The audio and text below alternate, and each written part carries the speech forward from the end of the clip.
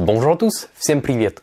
Dans cette vidéo, on va voir combien de temps est-ce que ça prend d'apprendre le russe. Alors la première chose à faire, c'est de complètement oublier l'histoire des mois ou des années. On va pas se dire je vais apprendre le russe en 3 mois, en 6 mois, en 9 mois ou en 1 an.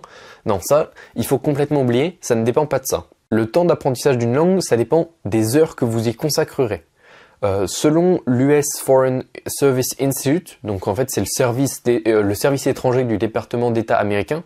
En gros, c'est ceux qui forment les diplomates, donc c'est normal qu'ils s'intéressent parce que ça concerne leur travail. Ces personnes-là ont fait des statistiques sur le temps d'apprentissage d'une langue.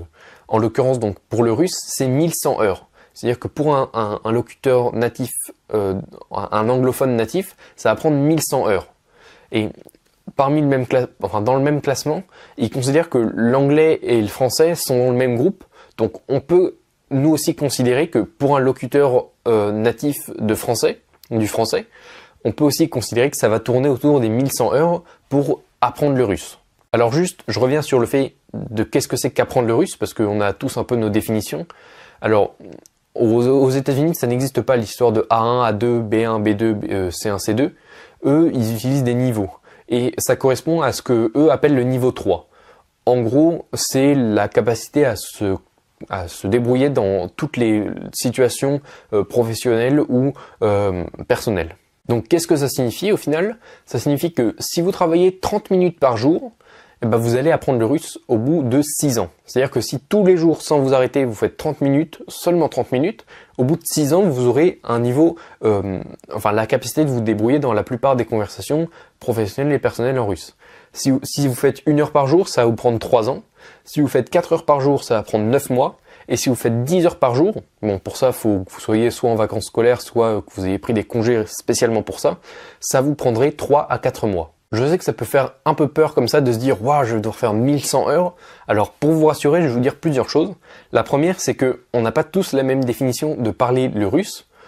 Pour le service étranger du département d'État américain, eux, c'est la capacité à gérer des relations diplomatiques avec un autre pays. Donc pour ça, il faut avoir un bon niveau. Peut-être que vous, c'est parce que vous voulez simplement vous débrouiller, par exemple, pour un voyage. Et dans ce cas-là, il va falloir viser un peu moins haut.